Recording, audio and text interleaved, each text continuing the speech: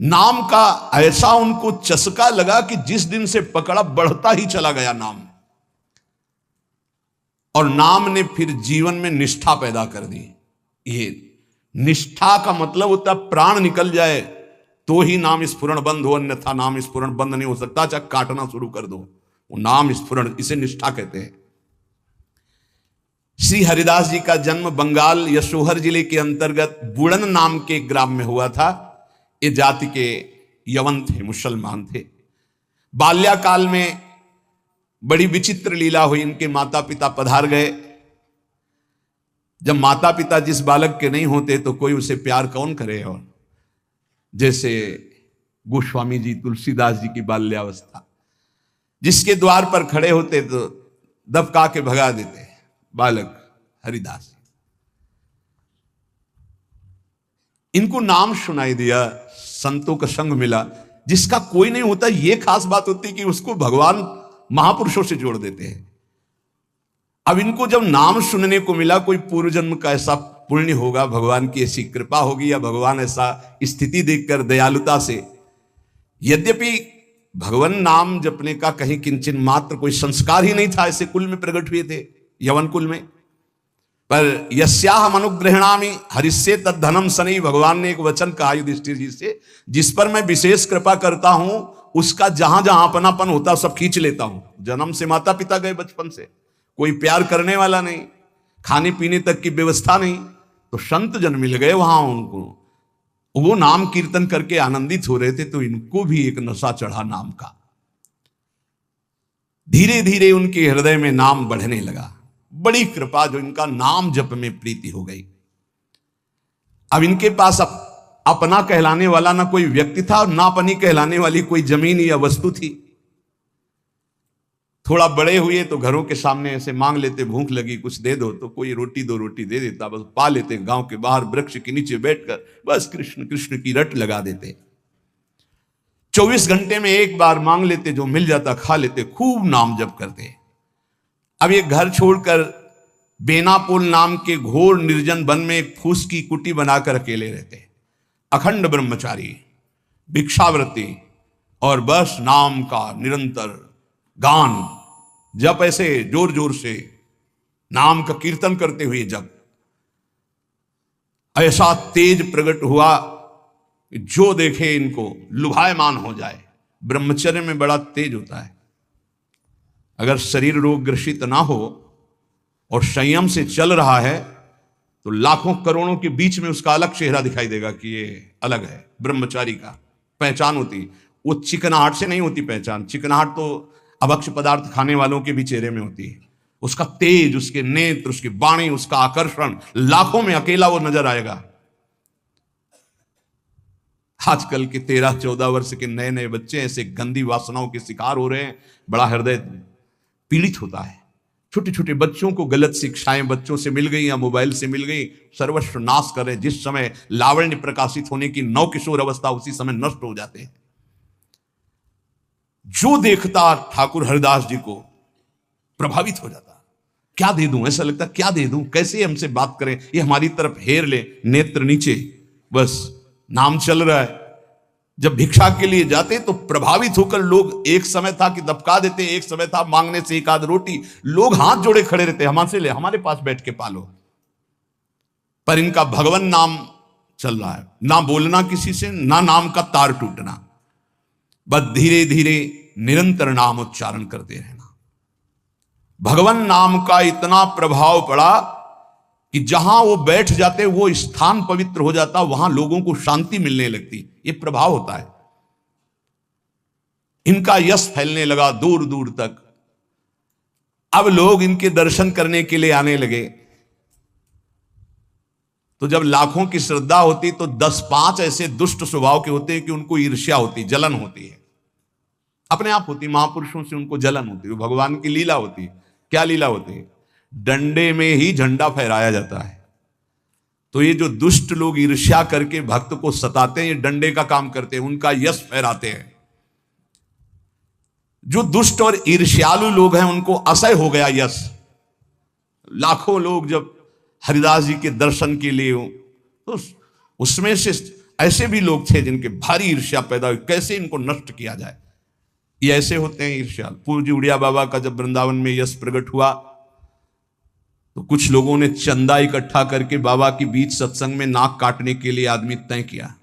वो आदमी चाकू छुपा के गया प्रणाम करने की मुद्रा, और ऐसे जीव तो वहां उनके पार्षद जो मोर छली डुला रहे थे बहुत सावधान, तत्काल पकड़ते पकड़ते चावल भर नाक में चाकू चली गई। बाबा उनको तत्काल एकांत लायक गुफा में ले गए और कहा, भैया हमने कभी कोई कटु वचन आपको कहा क्या? तो रो पड़ा, बोले बाबा पैसे में, गरीब आदमी हूं मैं, पैसे में बिक गया, मुझे अमुक ने इतने रुपए दिए हैं और कहा इसके बाद इतने रुपए और देंगे, मैं हाथरस का हूं, मैं गरीब आदमी हूं, केवल पैसे के लिए काम, मैं आपको नहीं जानता था और हमसे कहा गया कि जाइए और ऐसा कर। बाबा मुझसे बहुत गलती। बाबा ने कहा कोई बात नहीं है, कुछ पैसे अपनी तरफ से दिलाए और कहा हाथरस की गाड़ी में बैठा के आओ। अपने जनों से कहा कसम हमारी है अगर इसको एक शब्द भी कहो, तो सम्मान पूर्वक उसे हाथरस सुरक्षित भिजवा दिया। अकारण द्वेष मानने वाले पैदा हो जाते हैं जब किसी का यश होता है। कैसे इनका यश नष्ट हो? ये ईर्ष्यालु एक रामचंद्र खां नाम के बड़े जमींदार थे। यार हमारे पास तो जमीन रुपया पैसा कोई नमस्कार नहीं करता है, दो रोटी मांग के खाने वाला नाम जपती, इसको जिसको देखो प्रणाम करता चल। ये लगता है कौन है, कौन भाई? बोले बाबा जी। बाबा जी मतलब बाबा जी, तो एक लगता है क्या यार, मतलब बाबा जी क्या है? उसको लगा मैं जमींदार हूं, रुपया है पैसा है, हमें तो कोई नमस्कार नहीं करता है, इसको जो देखो नमस्कार कर रहा है, कैसे इसका यश नष्ट करूं? तो पहला बाण होता है कामिनी। जब कभी किसी को नीचा दिखाना होता है, ऐसा होता है, जब कभी किसी का यश होता है तो विविध प्रकार की माया के पार्षद अपना प्रयास करते हैं। तो उसने विचार किया कि इसका कैसे नाश किया जा सकता है, कैसे नीचा दिखाऊं, इसके बड़े हुए यश को कैसे मिट्टी में मिलाऊं। जमींदार तो था ही, पैसे थे ही। उसने विचार किया कि इनके पतन करने के लिए, इनका पतन भी करूं उपहास भी करूं, दोनों बातें हो जाएंगी। उसने नवीन अवस्था की वैश्या दो जो उसके परिचय में थी, उनमें से एक को देखा जो बहुत प्रवीण, बहुत सुंदर, बहुत चालबाज, चतुर। उसे कहा जितना रुपया चाहोगे उतना देंगे, बस इनकी कुटिया में जाओ, इनको पतित कर दो, फिर हम अल्लाह मचा देंगे और तुम हां बोल देना। वो पैसे में बिकने वाली उसको तो क्या, पर सीमी की चाप सके को ताशु, बड़ रखवार रमापति जाशु। जिसके बड़े रक्षक भगवान है उसको कौन पतित कर सकता है, नीचा दिखा सकता है।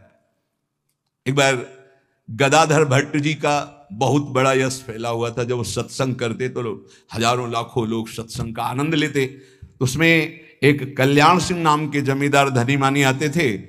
अब सत्संग में संयम की चर्चा होती, तो जब से सत्संग सुना उन्होंने अपनी पत्नी से बात नहीं किया। गृहस्थ धर्म का जो संयोग है उन्होंने बात ही नहीं की। पत्नी ने देखा कि हमारे वर्षों होते जा रहे हैं और हमारे पति हमारे हाथ से गए। यद्यपि उनके सौम्य बर्ताव, बड़ा साधुता का बर्ताव, पर वो काम से पीड़ित होकर के हमारे जीवन में आग लगाने वाला एक गदाधर भट्ट जी हैं। अगर ये कथा ना करते तो हमारे पति का स्वभाव ना बदलता और हमारा जीवन गृहस्थ धर्म नष्ट ना होता। देख लेंगे हम इनको। और वो जमींदार धन था। एक भिखारिन गली में जा रही थी मांगते हुए, बुलाया उसको, और गर्भवती थी। बोले तुम्हारे गर्भ का खर्चा, परिवार का खर्चा जब चाहोगे उतना धन देंगी, बस एक बात है। उसने विचार किया कि अगर गदाधर भट्ट पर अश्रद्धा हो जाएगी तो मेरे पति पुनः वापस हमें मिल जाएंगे, क्योंकि उन्हीं की बात पर वो आकर के ब्रह्मचर्य रह रहे हैं, संयम से रह रहे हैं। बोले तुम कथा के बीच में जाओ और कह दो जब ये नहीं था तब तो खूब आते थे और जब ये दे दिया तो आने बंद कर दिया, आप क्या व्यवस्था होगी इसकी, बस इतना तुझे बोलना है। वो जानती थी इतना बोलेगी कि लाखों की अश्रद्धा हो जाएगी। खूब सत्संग का रंग जमा हुआ था। इतने में वो आई और ऐसे सामने खड़ी हो गई। सब लोग आश्चर्यचकित। थोड़ा अच्छा कपड़ा पहना दिया था उसको। उसने कहा महाराज अब तो प्रवचन में लग गए, जब गर्भ नहीं था तो खूब आते थे और जब गर्भ रह गया तो अब आए नहीं, इसका पालन कौन करेगा? बोले आराम से बैठो, जिसने गर्भ दिया अवश्य पालन करेगा, हर व्यवस्था होगी। बिल्कुल, वो तो कोई आश्चर्य उनको नहीं हुआ, वो समझ गए कि भगवान का कोई खेल है। उनका आराम से बैठो, पक्का जिसने गर्भ दिया उसका पालन करेगा।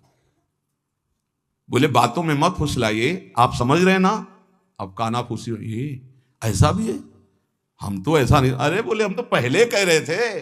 अब उनमें जो तर्क वाले, संशय वाले थे, उनके गुट होने लगे, चर्चाएं होने लगी, अब हाहाकार मच गया। तो कुछ तो ऐसे भक्त थे जो प्राण दे दें, तो उनका ऐसा हो ही नहीं सकता, ऐसा नहीं हो सकता। वो एकदम पागल हो गए कि ऐसा नहीं हो सकता। इसके बाद धीरे से सामने से गए, उसको इशारा किया बैग के लिए, वो उठी पीछे आई, सत्य बोल, अगर सत्य नहीं बोली तो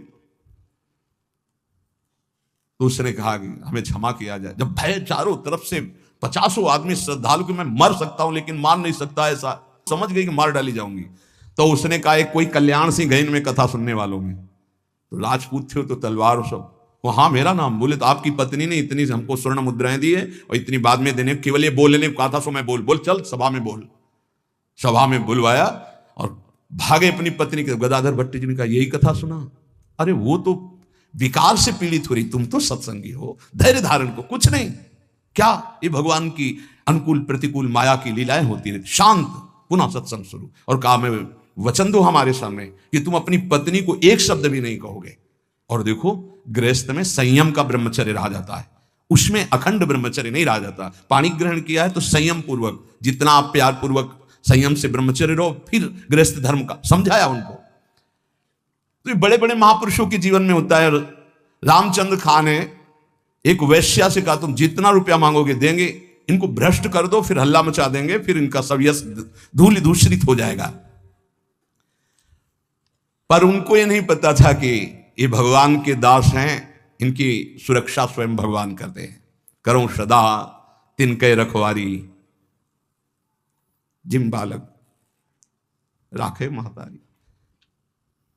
जैसे मां दिखाई नहीं दे रही, बालक खेल रहा है, लेकिन पक्का मानिए मां की दृष्टि वहीं है, अपने बच्चे पे है। कहीं कोई ऐसी बात ना हो जाए जो हमारे बच्चे को दुख हो जाए। वो कार्य करती हुई एक दृष्टि में देखती रहती है। मेरे प्रभु अपने जन को हर समय देखते रहते हैं, हर समय से। जहां मेरा भक्त चरण रखे वहां रखूं मैं हाथ। बस लीला समझ पाना बहुत कठिन है भगवान की। संपूर्ण संसार एक तरफ विरोध करने लगे तो भी भक्त का बाल बांका नहीं हो सकता। जो होगा विधान भगवान की तरफ से होगा। पर नीच पुरुष अपनी नीचता से बाज नहीं आता। उसने 16 वर्षीय वैश्या को, जो बड़ी रूपवती थी, बड़ी प्रवीण थी, चालबाज थी, चतुर थी, उसको खूब श्रृंगारित करके भेजा, जाओ और उनको भ्रष्ट कर दो। जंगल में रहते थे। उसको भी गर्व था कि कोई ऐसा पुरुष पैदा नहीं हुआ जिसको मैं चाहूं और भ्रष्ट न कर सकूं। पर उसको क्या पता था कि परम पुरुष का दास ऐसा होता है। हरिनाम में डूबे हुए श्री ठाकुर हरिदास जी उसकी कुटिया में गए। ठाकुर हरिदास जी ने कृष्ण कृष्ण कृष्ण,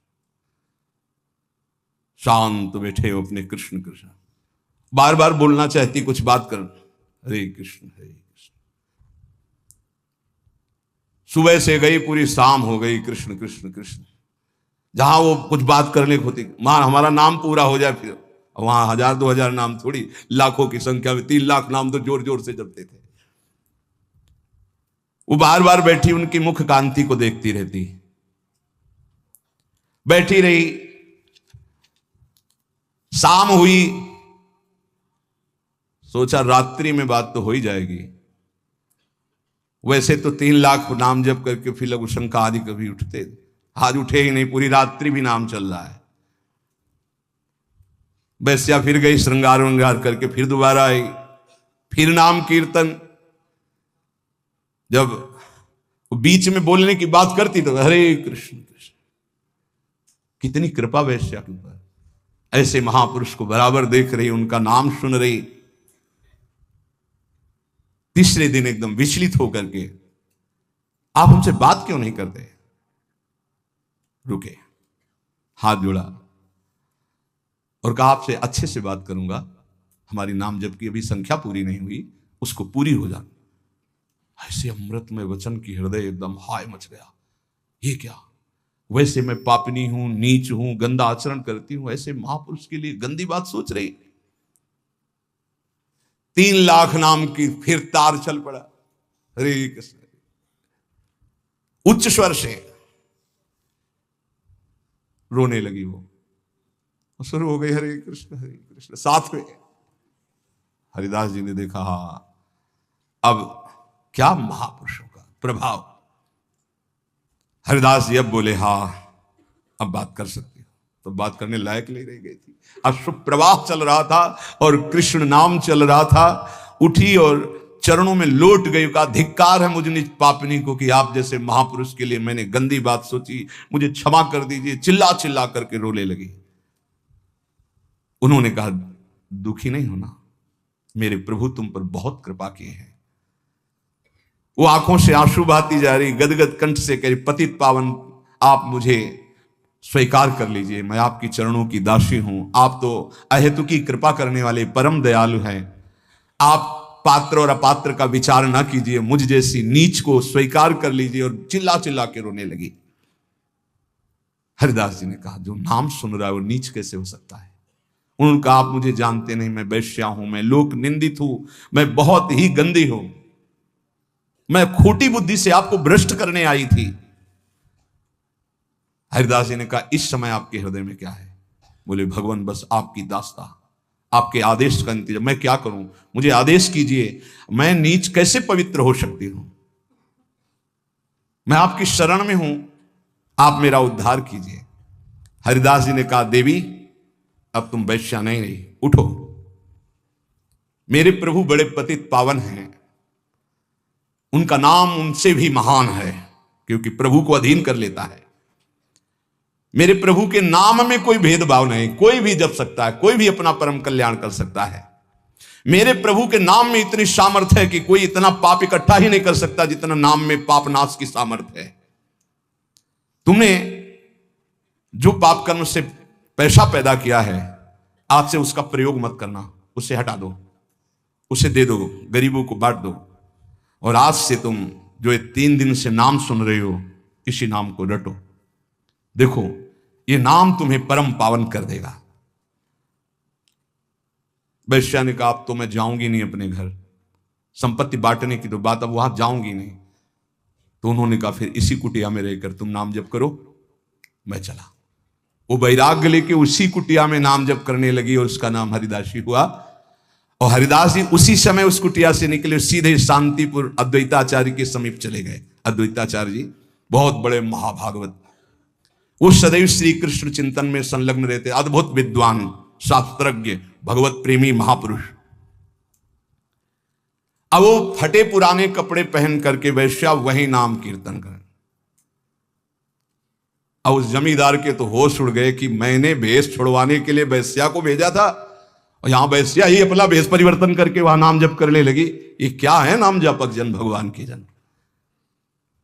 उस वैश्या का वैसे ही सम्मान होने लगा कुछ वर्षों बाद जैसे हरिदास जी का होता था। लोग उस वैश्या के दर्शन करने आने लगे। हर समय वैसे ही नाम जप करते हुए उसी भूमि पर जिस कुटिया में वो रहते थे, वह हरिदासी नाम से कही गई। क्या महिमा है भगवान नाम जापक संतों की। और इधर रामचंद्र खां ने अपने कुकृत्य का फल पाया कि बादशाह का कोई अपराध बन गया, साबित हो गया नहीं अपराध होने पर भी, तो तत्काल आदेश हुआ, सारी संपत्ति और जमींदारी उसकी जब्त कर ली गई, उसको जेल में डाल दिया गया। ये साधु अवज्ञा तुरंत भवानी कर कल्याण अखिल कहानी। कोई ऐसा मुकदमा, कोई ऐसी बात आ गई जिसमें उनका अपराध साबित हो गया और सारी संपत्ति जमींदारी जब्त कर ली गई, उनको जेल भेज दिया गया। खाने की भी व्यवस्था भंग कर दी गई, जेल में भारी कष्ट उनको दिया गया। पक्का जो भक्त का अपमान करता है, भक्त को नीचा दिखाना चाहता है, उसकी दुर्गति पक्की हो जाती। यहां तो ये ब्याज है, मूल तो और मिलेगा। महात्मा हरिदास जी विश्वास के तो मूर्तिमान स्वरूप हैं। उन्होंने नाम को ही अपना जीवन माना। भगवान निष्ठा उनके हृदय में अटल भाव से थी। बेनापोल की निर्जन कुटिया में उस वैश्या का उद्धार करके उसे हरिदासी बनाकर आप शांतिपुर आ गए, अद्वैताचार्य जी के पास शांतिपुर के समीप ही फुलिया नामक ग्राम में एकांत में छोटी सी फूस की झोपड़ी बनाकर अहरनिश कृष्ण नाम जप रहे थे। उस समय बादशाह यवन ही था और वहां के बड़े बड़े काजी अधिकारी यवन ही थे। भारी अत्याचार उन लोगों का था, यहां तक कि उनके धर्म के विरुद्ध कोई चू नहीं बोल सकता था, सत्ता थी। अब जब वहां काजी को पता चला कि रात दिन ये नाम जप करता है और यवन धर्म से इसका जन्म है, तो उनके मन में आया कि इसको दंड दिलाया जाए कि बड़ा इसका सम्मान हो रहा है। काजियों का ये समझो एक तरह के वो बादशाह ही होते थे, बादशाह उन्हीं के इशारे से चलते थे। गोराई नाम का एक काजी था जो बहुत ही कठोर और कर्कश स्वभाव का था। हरिदास जी का प्रभाव देखकर वो ईर्ष्या से देखता। मतलब कुछ लोग ऐसे देखते हैं कि बस उनके पास जो है वो भस्मासुर वाली ताकत नहीं है कि हाथ धर दे भस्म हो जाए, नहीं तो भक्तों को वो भस्म ही कर दे, ऐसी दृष्टि होती है। वो दृष्टि से पता चलता है। वो हरिदास जी को ऐसे देखता कि कैसे इनको नष्ट कर दूं। और जब उसको ये पता चला कि यवन धर्म के ही है, तब तो बढ़िया उसको रास्ता मिल गया। हरिदास जी का प्रभाव दिनों दिन बढ़ता चला जा रहा था। उसने विचार किया कि यवन धर्म के होकर के हिंदू धर्म का नाम ले रहे हैं, ये तो कुफ्र है, काफिर है। ऐसा काजी ने विचार किया। इसे बादशाह के सामने पहले पेश करें, फिर इसको दंड निर्धारित करें। गुराई काजी ने विरुद्ध राज दरबार में अभियोग चला दिया ठाकुर हरिदास जी की। राज आज्ञा हुई तत्काल गिरफ्तार किया जाए, क्योंकि बादशाह यवन था। हथकड़ी बेड़ियों से जकड़ लिए गए ठाकुर हरिदास जी।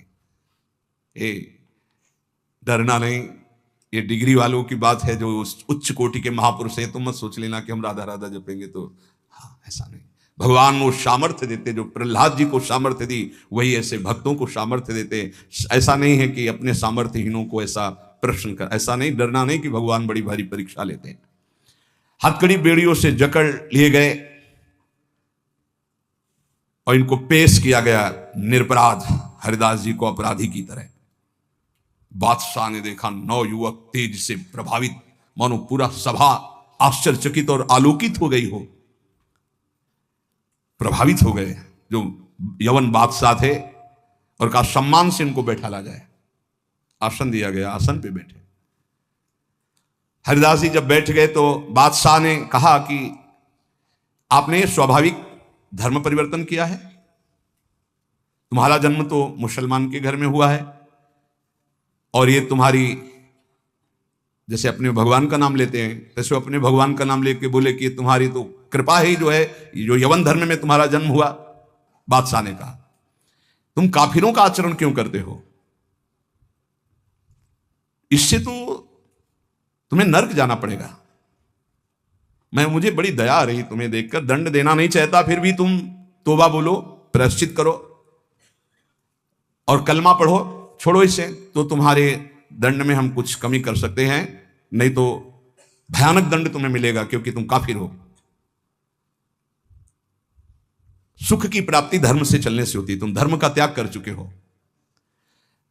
हरिदास जी ने कहा श्रीमान महाशय, आपने जो कुछ कहा आप अपने ज्ञान के अनुसार, विश्वास के अनुसार, धर्म के अनुसार ठीक बोल रहे हैं। आपका विश्वास आपको फल देता है, ठीक कह रहे हैं। क्या कोई हिंदू आपके धर्म को स्वीकार करेगा? अगर स्वीकार करेगा तो उसे नरक मिलेगा? बोले नहीं, वो स्वीकार कर सकता है और उसकी भगवान की कृपा होगी। वो अपने भगवान का नाम लेते हुए बोले हाँ, तो क्या कोई इस्लाम छोड़कर अगर हिंदू धर्म को स्वीकार करता है, क्या उसके ऊपर भगवान की कृपा नहीं होगी? क्या वो भगवान का भजन नहीं करता? फंसा लिया। काजी बीच में बोल पड़ा, देखो साहब इसकी बातों में मत आना, अगर आप इसको छूट दी तो आगे आप समझ लीजिए कि आपके धर्म में चलने वाले कितने लोग ऐसा करने लगेंगे। हरिदास जी ने कहा हमारी निष्ठा भगवान नाम में है, आप चाहे अभी इसी क्षण मेरे प्राण ले लो, मेरा नाम रुकने वाला नहीं, मैं कभी तौबा नहीं बोल सकता। क्योंकि मैं कोई अधर्म नहीं कर रहा हूं, किसी को कष्ट नहीं दे रहा हूं। ये निष्ठा देखकर पसीना पसीना हो गया मुलुकपति। तेज गर्व भरी भगवान निष्ठा की बात, इस पे नहीं दैन्यता होती। नहीं, प्राण ले लो अभी अपने हम धर्म पर। मुलुकपति ने कहा तुम्हारी बातें हिंदुओं के लिए ठीक हो सकती, लेकिन हम यवनों के लिए नहीं। तुम हमारे धर्म में पैदा हो, इसलिए हमारी बात पर विश्वास करो। हरिदास जी ने कहा महाशय आपका कहना ठीक है, किंतु विश्वास किसी बल से नहीं तोड़ा जा सकता। बादशाह से बात वही कर सकता है जिसे भगवान का बल प्राप्त हो। देखो, मैं पूर्व जन्म का कोई ना कोई संस्कार लेकर के आया हूं जिससे भगवान नाम में मेरी प्रीति हुई है, और मैं भगवान नाम छोड़ नहीं सकता। मेरा दृढ़ विश्वास है, चाहे अभी प्राण ले लिए जाएं। और अगर आप ऐसे ही दंड देने वाले हैं तो कितने लाखों हिंदुओं को मुस्लिम बना लिया, क्या उनको दंड दे रहे हैं आप? यदि ऐसा वो दंड के अपराध भागी नहीं बने कि हिंदू धर्म छोड़कर आपने उनको यवन धर्म में बना लिया, तो मैं यवन धर्म छोड़कर अगर नाम जप करता हूं तो मैं अपराधी कैसे हो सकता हूं? बादशाह चुप हो गया। गुराई काजी ने देखा यहां मामला तो उल्टा हो गया। तब जोरों के साथ कहा हम ये सब कुछ नहीं सुनना चाहते, इस जो धर्म के प्रतिकूल चले उसको दंड देना चाहिए। तुम अधर्म कर रहे हो, तुम काफिर हो, तुम्हें दंड मिलना चाहिए। काजी के बोलते ही बादशाह चुप हो गए, ना इधर कुछ बोल पा रहे ना इधर। फिर कहा कि देखो गुराई काजी जो कह रहे हैं तुम वो बात मान लो और कलमा पढ़ो और छोड़ो ये नाम जप करना।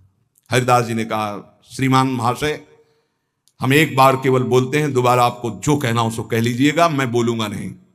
मैं प्राण त्याग सकता हूं पर भगवान नाम नहीं छोड़ सकता। क्या निष्ठा है! आप दंड जो देना चाहे मैं स्वीकार करता हूं, लेकिन नाम नहीं छोड़ सकता। मेरी देह के आप इसी सभा में सैकड़ों टुकड़े कर दिए, हर टुकड़े से निकलेगा कृष्ण कृष्ण कृष्ण, छूटेगा नहीं नाम। मैं तुम्हारे दंड देने से विचलित नहीं हो सकता। मैं हरिनाम को जब तक श्वास है नहीं छोड़ सकता। अब आखिरी मेरी ये बात है, आप चाहे दंड दें या जो चाहे सो करें। निर्भीक उत्तर सुनकर के बादशाह सोच में पड़ गया कि ऐसे एक महान को क्या दंड दें। गुराई काजी की तरफ देखा। गुराई काजी ने कहा हुजूर बिल्कुल दया नहीं, दंड चाहिए, नहीं तो फिर बड़ी समस्या आ जाएगी कि अपने धर्म के लोग बहुत से उधर हो जाएंगे, बहुत हानि हो जाएगी, मनमानी लोग करने लगेंगे। मुलुकपति ने कहा सही पूछो तो मेरे में हिम्मत नहीं है। तुम बोलो दस्तखत हम कर देंगे, क्या दंड दिया जाए तुम बोलो दस्तखत कर देंगे, लेकिन हिम्मत नहीं कि मैं दंड निर्धारित कर सकूं। गुराई काजी ने कहा हुजूर मेरी जो अंदर बात आ रही, इसको ऐसा दंड देना चाहिए कि पूरे विश्व में कोई भी इनके विपरीत आवाज ना उठा पावे। क्या क्या दंड निर्धारित किया जाए? प्राण दंड, वो भी ऐसे सीधे प्राण दंड नहीं। 22 बाजारों में कोणों से मार मार कर बेत और कोणों से इसकी जान ले ली जाए, जिससे सब कोई देखे कि धर्म के विरुद्ध चलने वाले को कैसा दंड दिया जाता है। सभी लोग ऐसा देखें और किसी की हिम्मत ना पड़े। मुलुकपति ने दस्तखत कर दिया। ऐसा ही अब तो क्या था, जल्लादों ने तत्काल हाथ बांध दिए महान भगवान नाम जापक के, और वही दरबार से शुरू किया गया। वो कोड़े जुम ऐसे लगते कि खाल को खींचते चले जा रहे, घाव पे घाव। हर बाजार में भीड़ में सब जगह ऐसे ठाकुर हरिदास जी बोलते हरि बोल, जहां कोड़े लगते हरि बोल हरि बोल, बलिहार है। क्या हृदय भगवान ने बनाया इन महापुरुषों का कि इतना भयानक पीड़ा और कष्ट के बीच में कभी आह नहीं कहा।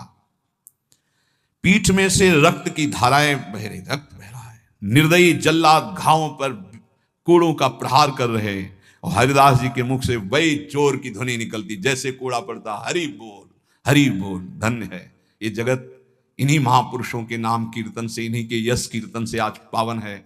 सत्य कहते हैं इन्हीं महापुरुषों के प्रताप से आज हम कुछ हरि बोल, कृष्ण बोल, राधा बोल सकते हैं। नहीं हमारी सामर्थ्य क्या, यही सब ये साक्षात भगवत स्वरूप पार्षद अवतरित हुए जो ऐसी सामर्थ्य का दर्शन कराया। ये है भक्ति, ये है निष्ठा, नाम निष्ठा।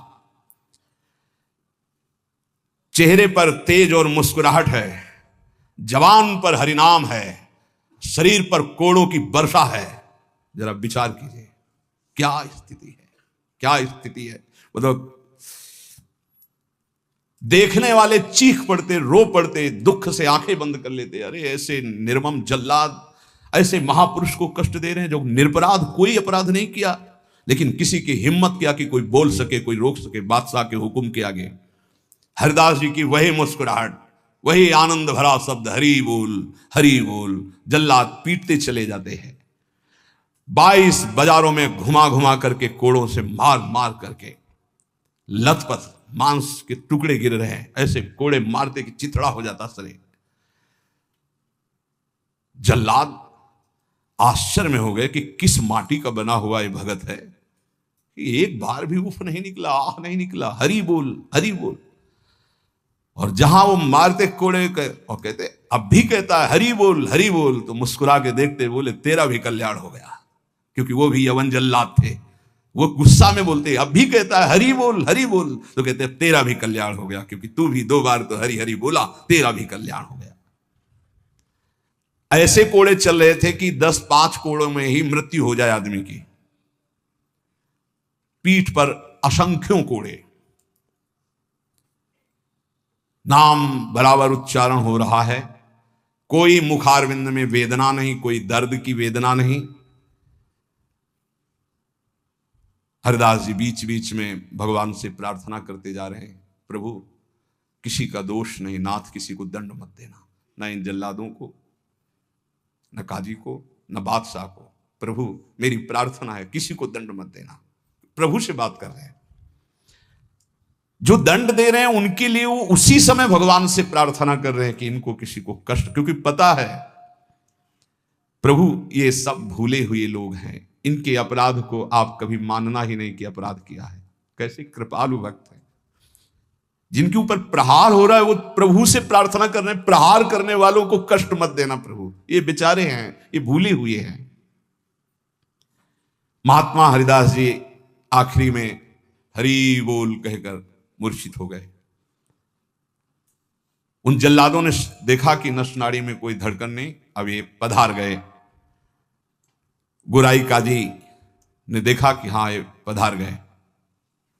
सहमति हुई कि अगर इसको जमीन में दफनाओगे तो उत्तम गति होगी उनके अनुसार से, इसलिए इसको गंगा में फेंक दो। गोराई काजी ने कहा अगर कब्र में हमारे धर्म के अनुसार तो फिर इसे बहिष्ठ स्वर्ग की प्राप्ति होगी, वो हमें होने नहीं दूंगा, इसलिए इसको गंगा में फेंक दो। फेंक दी गए। जे ही पतित पावनी भागीरथी का स्पर्श हुआ, मुख में गंगा जल गया तो जैसे अमृत गया हो। और तो गंगा के प्रवाह में गंगा जी गोद में लेके जा रही, डुबो नहीं रही। अब उनको चेतना आई, कृष्ण कृष्ण कृष्ण कृष्ण। गंगा जी धीरे धीरे उनको अपनी लहरों से, गंगा जल के स्पर्श से सारी जो वेदनाएं थी, घाव थे, उनमें बड़ी शीतलता। हरिदास जी को चेतना हुई और बहते हुए जब किनारे लगे तो लोगों ने उनको उठाया और फुलिया के समीप उनको गोद में लेकर के ले गए, जहां उनकी पहले कुटिया थी। चारों ओर ये बात तो फैल ही गई थी। हरिदास जी के दर्शन के लिए भारी भीड़ इकट्ठा हुई। हरिदास जी बैठ करके कीर्तन कर रहे हैं। क्या मतलब, क्या देह है, क्या स्थिति है। इसलिए जैसे भगवान अनंत, उनके भक्त की महिमा अनंत। गंगा जल के स्पर्श से सारे घाव खत्म हो गए, किसी औषधि की जरूरत नहीं पड़ी। चमत्कार। जब बादशाह ने सुना कि वो जीवित हैं और नाम कीर्तन कर रहे हैं तो विश्वास ही नहीं हुआ गौराई जी को कि ऐसा हो ही नहीं सकता, ऐसा बिल्कुल नहीं हो सकता, क्योंकि कुछ बचा ही नहीं था, इतनी उनकी मार मारी गई थी, ऐसा हो ही नहीं सकता। बादशाह, गौराई काजी सब देखने के लिए आए। जब ये सुना कि बादशाह सब हटाया गया, बादशाह जाकर वही तेज, वही नाम, वही स्वस्थ शरीर, तब उन्होंने गोराई काजी की तरफ देखा और कहा भारी अपराध बन गया, ये कोई साधारण नहीं हो सकते, ऐसा दंड पाने के बाद तो कोई जीवित ही नहीं रह सकता। साष्टांग दंडवत ठाकुर हरिदास जी की बादशाह ने की और कहा मुझे क्षमा करो, वैसे मैं दंड देना नहीं चाहता था, लेकिन ये गोराई काजी ने, उन्होंने कहा श्रीमान अभी आपसे प्रार्थना करता हूं, आपका इसमें कोई दोष नहीं है, ये कोई हमारा पूर्व का हिसाब था जो पूरा हो गया, आप प्रसन्न रहिए। उन्होंने कहा मैं आपकी सेवा करना चाहता हूं, आप आज्ञा कीजिए। ठाकुर हरिदास से कहा बादशाह ने, उनका बस एक सेवा कर दीजिए, अब कभी आना मत, और हमारे नाम कीर्तन में कभी विघ्न मत डालना। उनका आज के बाद कभी कोई आपको विघ्न नहीं डालेगा, और आप अगर ऐसा कहते तो मैं कभी आपके सामने नहीं आऊंगा। काजी को फटकारा और लेकर चले। हरिदास जी ने विनम्रता से कहा, सुनते जाइए, आप कभी क्षोभ मत करना, इसमें कोई अपराध नहीं है। देखो, मनुष्य शरीर में दुख सुख का विधान होता है, हर जीव को अपने कर्म भोगने होते हैं। निमित्त किसी को कर्म बना दे, आपको निमित्त बना दिया, ये तो मेरा ही कर्म था जिसको मैंने भोगा। ऐसे कोई कर्म पूर्व जन्म में किए होंगे जिनका फल मुझे भोगने को मिला, आप कभी क्षोभ मत कीजिएगा। हरिदास जी की ऐसी बात सुनकर फिर बादशाह लौट पड़ा, चरणों में पुनः प्रणाम किया। जितने भी वैष्णव ये सब आकर के बड़ा दुख प्रकट किए हरिदास जी के पास। क्या भगवान, कहां भगवान, आपके ऊपर कोड़े चल रहे थे, कहां भगवान थे, क्यों नहीं बचाए? हरिदास जी ने कहा, आप लोग नहीं जानते, आप तो शास्त्र के मर्म को जानने वाले हैं, लेकिन भगवान की कृपा को जानते हैं? मुझे जो दंड मिला उसका कारण है मैंने भगवान नाम की अवहेलना सुनी राज दरबार में, और जीवित रहा, इसलिए मुझे दंड मिलना जरूरी था। और दूसरी बात, जिस समय मेरे ऊपर कोड़े चल रहे थे तुम्हें दिखाई नहीं दे रहा था, हरि ऐसे किए गए थे, एक भी कोड़ा मेरे ऊपर नहीं लगा। जैसे प्रहलाद जी से पूछते थे उनके मित्र कि तुम्हारे ऊपर हाथियों से कुछ लाया गया, तो कहते थे मेरे हरि मुझे इससे गोद में लिए, एक भी कष्ट मेरे को नहीं हुआ। ठाकुर हरिदास जी कह रहे, तुम्हें नहीं दिखाई दिया, तुम कोस रहे हो प्रभु को। जिस समय कोड़े चल रहे थे, हरि ऐसे शास्त्र बाहुओं से मुझे ढके हुए थे, वो कोड़े हरि के ऊपर चल रहे थे, मेरे ऊपर नहीं। वो हरि वार ले रहे थे, मेरे ऊपर नहीं, तभी वो जोर से बोलते थे हरि बोल, क्योंकि हरि पास में। ये भक्त जानता है, बाहरी क्या जाने। मुझे तो तनिक भी दुख नहीं हुआ, ना क्लेश हुआ। बस आप सब भक्तों से यही कहते हैं, ठाकुर हरिदास जी कह रहे हैं, आप अविश्वास मत कीजिए प्रभु पर, उनके नाम में अपार सामर्थ्य। मुझे जो सुख मिला है वो तुम्हें कैसे बताऊं। जिस समय नाम चल रहा था और कोड़े चल रहे थे, उस समय मेरे को भगवान ऐसे घेरे हुए थे, तुम्हें कैसे बताऊं। शरीर को इतना भी क्लेश नहीं था, ये भक्त ही जानता है। ऐसे उत्तर सुनकर समस्त वैष्णवों को हृदय में संतोष हुआ। नहीं तो एक क्लेश था, कहां है वो भगवान जिनका हम नाम लेते हैं, और ऐसे महान भक्त की खाल खींची जा रही है, और वो उस समय कहां है वो जो कहते हैं करो सदा तिनके रखवारी, कहां है? तब ठाकुर हरिदास जी ने बताया, जैसे प्रहलाद जी को सैकड़ों बार भयानक पीड़ाएं दी गई, पर्वत के नीचे दबाया गया, सर्पों के विष से पिलाया गया, डसवाया गया, गैस में बंद किया, क्या क्या कष्ट नहीं, कुछ भी कष्ट प्रहलाद जी को नहीं होता था। हरिदास जी महाराज का स्वस्थ शरीर वहीं फुलिया ग्राम में रहकर निरंतर भगवान नाम कीर्तन। उपासक, जीवन का सबसे बड़ा फल है नाम में प्रीति हो जाना। किसी भी प्रलोभन से लुभायमान होकर नाम मत छोड़ो, किसी भी भय से भयभीत होकर नाम मत छोड़ो, तो तुम्हें दिखाई देगा जैसे ठाकुर हरिदास को दिखाई दिया कि प्रभु हजार बाहुओं से ऐसे, तो एक भी कोड़ा ठाकुर हरिदास जी को दुख नहीं पहुंचा सका। कर तुम अकर तुम मन था कर तुम श्री भगवान। इसलिए भगवत विधान से प्रारब्धानुसार दुख आवे तो हंसते हंसते उसे भोगो। राधा राधा राधा राधा राधा। कभी अविश्वास मत करो कि भगवान कहां, जो हमारे दुख की निवृत्ति नहीं कर रहे। नाम जप करोगे तो अपने आप ऐसा ज्ञान हो जाएगा, अपने आप ऐसी स्थिति आ जाएगी, हर दुख सहने की स्थिति आ जाएगी, हर सुख सहने की स्थिति आ जाएगी। सुख सहन घमंड नहीं, हर्ष नहीं, दुख सहन शोक नहीं, व्याकुलता नहीं, अंदर ही अंदर एक परमानंद की अनुभूति नाम से होती है। अभी वो स्फुरित नहीं हुआ, इसलिए मन विषयों में भाग रहा है। जिस दिन हृदय में परमानंद स्फुरित होगा, आप मन दौड़ाना भी चाहेंगे तो नहीं हटा पाएंगे प्रभु के नाम से मन। ऐसा जैसे हृदय शुष्क है तो काम के लिए, भोगों के लिए, वासनाओं के लिए हमारा मन रोकने पे भी नहीं रुकता, भागता है। और जिस दिन निज सुख मिलेगा, भगवदानंद मिलेगा नाम जप से, उस दिन आपके सामने भोग सुखद होंगे संसारिक, और आपको भोगने की इच्छा नहीं होगी, और आपको भोग के लिए प्रेरित किया जाए तो भी आपके मन में घृणा ही होगी, इच्छा ही नहीं होगी। वो निज सुख है, वो जिस समय स्फुरित होता है तब वो त्रिभुवन विजेता हो जाता है। कोई भी लोकांतर का भोग उसे प्राप्त नहीं कर पाता, और वो सुख नाम से मिलता है। नाम जपते जपते परमानंद का अनुभव होता है, दसों दिशाएं आनंदमयी हो जाती हैं। भाव कुभाव अनख आलसहु, नाम जपत मंगल दिश दसहु। इसलिए भाव बने ना बने, श्रद्धा बने ना बने, नाम शुरू करो। ऐसे पकड़ो कि नाम ना छूटे, चाहे प्राण छूट जाए तो जन्म जन्म की बिगड़ी बन जाएगी। भगवान का सानिध्य तुम्हें अनुभव होने लगेगा कि भगवान तुम्हें कितना दुलार कर रहे हैं, प्रिया जो आपको कितना दुलार कर रहे हैं। इसलिए हठ पूर्वक नाम में प्रीति करो, नाम जपने का अभ्यास करो, इसी से सब हो जाएगा। ज्ञान, वैराग्य, भक्ति, प्रेम, योग जो चाहोगे सब प्राप्त हो जाएगा।